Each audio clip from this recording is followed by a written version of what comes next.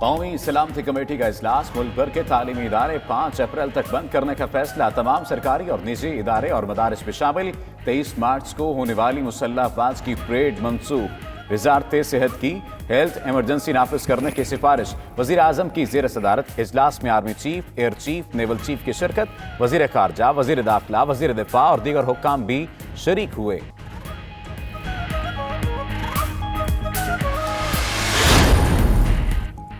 پاکستان نے بارڈرز پر آمد و رفت 2 ہفتے کے لیے بند کر دی۔ وزارت داخلہ نے قومی سلامتی کمیٹی کے فیصلوں کے تحت عوامی اجتماعات پر بھی 15 روز کے لیے پابندی۔ پی ایس ایل کے باقی تمام میچ تماشائیوں کے بغیر ہوں گے۔ شاہ محمود کہتے ہیں بین الاقوامی پروازیں صرف لاہور، کراچی اور اسلام آباد سے اڑیں گی۔ عوامی مقامات پر احتیاط کرنا ہوگی۔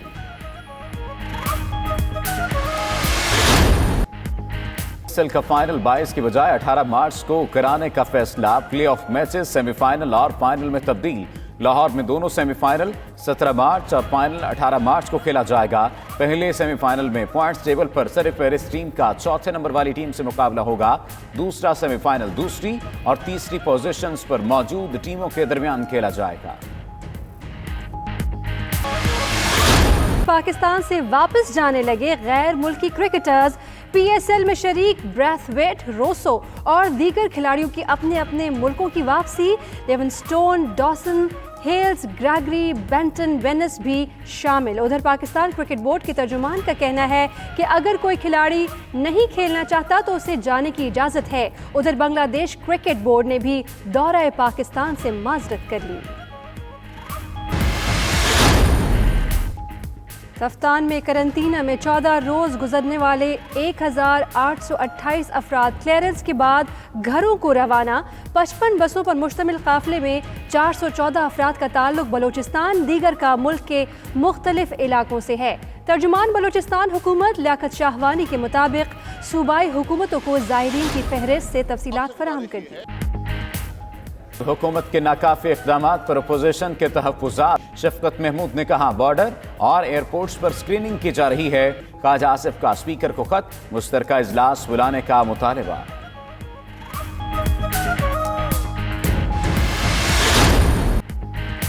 ملک بھر میں مزید حفاظتی اقدامات۔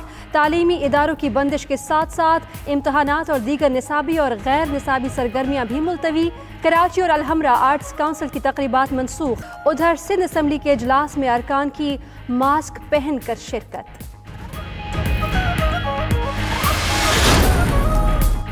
فن لینڈ کے نائب وزیر خارجہ کا دورہ پاکستان ملتوی۔ گورنر پنجاب کا دورہ امریکہ منسوخ۔ ادھر نیو اسلام آباد ایئرپورٹ پر اقدامات مزید سخت۔ ہیلتھ ڈکلیریشن فارم کی جہازوں کے دروازے پر چیکنگ۔ ڈرائیو اینڈ تبلیغی اجتماع بھی ملتوی۔ ذرائع کے مطابق بارش کے باعث اجتماع ملتوی کیا گیا۔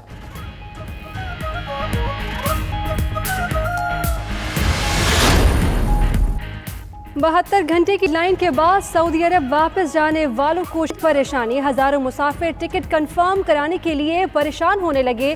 اسلام آباد ایئرپورٹ پر رش۔ لاہور میں پی آئی اے اور سعودی ایئر لائن کے دفاتر کے باہر مسافروں کے ڈیرے۔ ترجمان پی آئی اے کا کہنا ہے مسافروں کو سعودی عرب لے جانے کے لیے ہر ممکن اقدامات کر رہے ہیں۔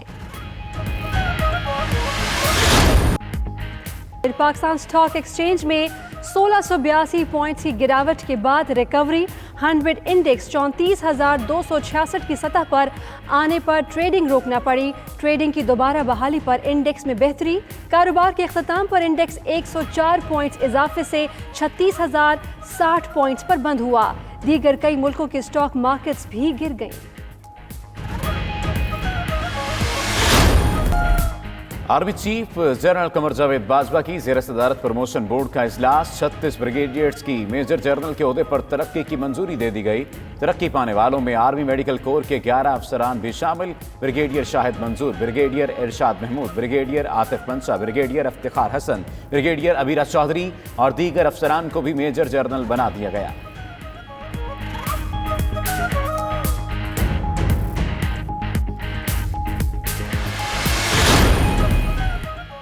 مسلم لیگ نون نے وزیر اعلیٰ پنجاب سے ملاقات کرنے والے ارکان اسمبلی کی رکنیت معطل کر دی. تمام 6 لیگی ارکان اسمبلی کو شو کاز نوٹسز جاری کر دیے. چودھری اشرف، نشاد ڈاہا، غیاث الدین، اظہر عباس، محمد ارشد اور فیصل نیازی شامل 7 دن میں جواب طلب. آج ملک میں ایک ہی جماعت نون لیگ اور ایک ہی قیادت نواز شریف ہیں. شاہد خاقان عباسی کا کہنا ہے ملک کو ایسے لوگوں کی ضرورت ہے جو حالات کو سمجھتے ہوں. احسن اقبال بولے اپوزیشن بند کر کے بھی جہاز ٹیک آف نہیں کر رہا، حکومت صرف ٹویٹس پر چل رہی ہے. نون لیگ کے دور میں پاکستان ترقی کر رہا تھا. لیگی رہنماؤں کی منصور ٹمن کی رہائش پر میڈیا سے گفتگو. موجودہ حکومت صحافت کی آزادی پر مکمل یقین رکھتی ہے. معاون خصوصی اطلاعات فردوس عاشق اوان کی نیوز کانفرنس. کہا قانون کے سامنے سب برابر ہے. کچھ عناصر نے قانون کو گھر کی لونڈی بنا رکھا تھا. موجودہ حکومت نے اداروں کو آزاد اور خود مختار کیا. آئینی ادارے غیر جانبدارانہ طور پر کام کر رہے ہیں.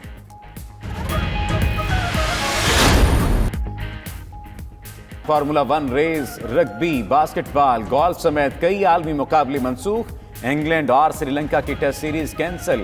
آسٹریلیا اور نیوزی لینڈ کا میچ خالی اسٹیڈیم میں ہوا. پریمیئر لیگ کے میچ ملتوی. آسٹریلوی خواتین کرکٹ ٹیم کا دورہ. جنوبی افریقہ تعطل کا شکار. ریال میڈرڈ ٹیم قرنطینہ میں منتقل.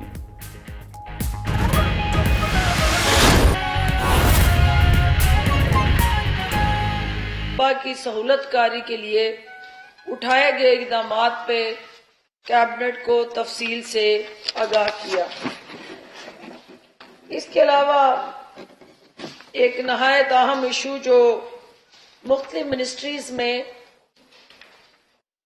لازمی ٹیسٹ سروس کا جو آغاز ہوا ہے کہ کوئی بھی منسٹری جب ایڈورٹائزمنٹ کرتی ہے تو وہ مختلف ٹیسٹنگ کمپنیز کو ہائر کرتی ہے اور وہ ٹیسٹنگ کمپنیز کی جو اپنی کریڈیبلٹی ہے، اپنی ایک میرٹ بیسڈ پرفارمنس ہے، اس کو جانچنے کے لیے اور ایک uniform transparent structure once for all بھرتیوں کے حوالے سے طے کرنے کے لیے مشیر برائے اسٹیبلشمنٹ، مشیر برائے اصلاحات اور معاون خصوصی برائے سماجی تحفظ کو ہدایت دی گئی ہے کہ وہ ٹیسٹنگ کے حوالے سے جامع طریقہ کار جلد واضح کریں تاکہ بہت سارے مستحق اور نادار جو کینڈیڈیٹس ہیں وہ گریڈ 1 سے 5 کی نوکری کے لیے مختلف منسٹریوں میں وہ فیس ادا کرتے ہیں، اور ایسا میکنزم واضح کیا جائے کہ اگر ایک دفعہ فیس دے کے ایک سیٹ ٹائم میں جتنی نوکریاں آئیں اس میں وہ کنسیڈر ہو سکے.